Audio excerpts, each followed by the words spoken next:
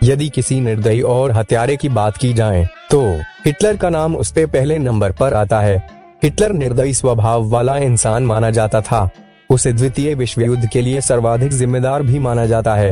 Hitler के जीवन से जुड़े कई रहस्य हैं जिन्हें इतिहासकारों ने समय समय पर सुलझाने की कोशिश की है, लेकिन एक रहस्य शायद कोई नहीं जानता, वे है हिटलर की मौत का रहस्य।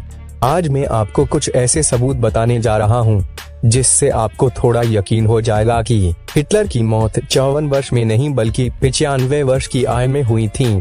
सो हाय दोस्तों, स्वागत है आप सबका मिस्टीरियस सच के एक और दिल दहला देने वाले वीडियो में। तो चलिए वीडियो को शुरू करते हैं।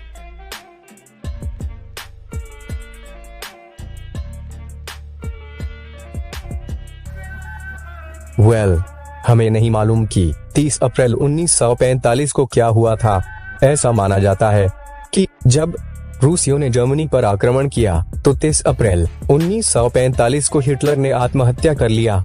लेकिन एक नाजी पत्रकार जिनका नाम सिमोनी डायस था, उनके मुताबिक तब हिटलर की मौत कतई नहीं हुई थी। अपने शत्रुओं से बचते हुए हिटलर साउथ अमेरिका के अर्जेंटीना के रास्ते पैराग्वे आए थे। इस बीच उन्होंने ब्राजील में कुछ समय एक अनजान जगह पर एक छोटे से क्षेत्र में निवास भी किया, जहां उन्हें जानने पहचाने वाला कोई नहीं था, क्योंकि यहाँ वे अपने असली नाम से नहीं जाने जाते थे। वहाँ पर उन्होंने अपने आप को अडॉल्फ लिपज़िग बताया था। क्षेत्र में रहने वाले सभी लोग उन्हें इसी नाम से जानते थे और नहीं जानते थे कि वे कहाँ से आए हैं।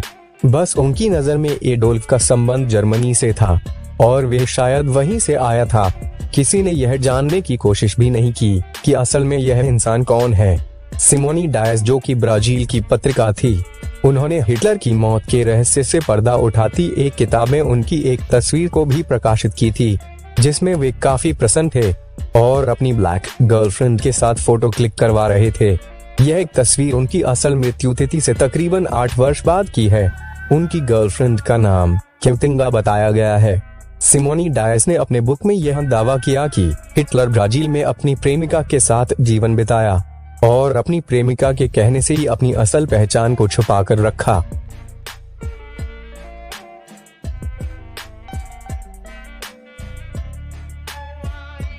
हिटलर की मौत पर करीब 2 वर्षों तक शोध करने के बाद सिमोनी डायस के हाथ ऐसे कई सबूत लगे जो यह दर्शाते हैं कि हिटलर मरे नहीं थे।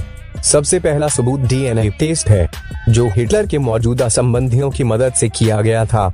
वह साबित करता है कि 95 वर्ष की आयु पूरी करके शांति की मौत सोने वाला अडॉल्फ लिपज़िग ही हिटलर था। दूसरा सबूत जो सिमोनी के शक को यकीन में बदलता दिखाई दे रहा था, वह था अडॉल्फ द्वारा लिपज़िग सरनेम का प्रयोग करना। हिटलर का एक करीबी भाई का जन्म जर्मनी के लिपज़िग में हुआ था। शायद इसलिए उन्होंने अपनी पहचान छिपाने के लिए इसी सरनेम का प्रयोग किया।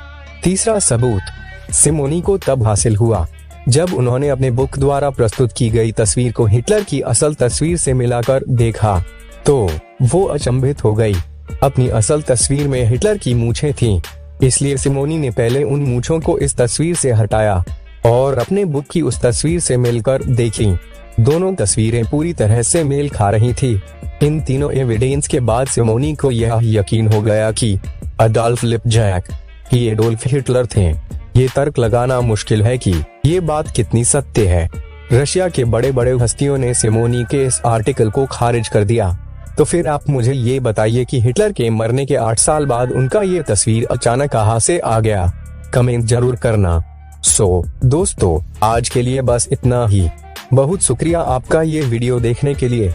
और हाँ, ऐसे ही इंटरेस्टिंग वीडियो हमारे चैनल पे आते रहते हैं, तो मिस्टीरियस सच को लाइक और सब्सक्राइब जरूर करना।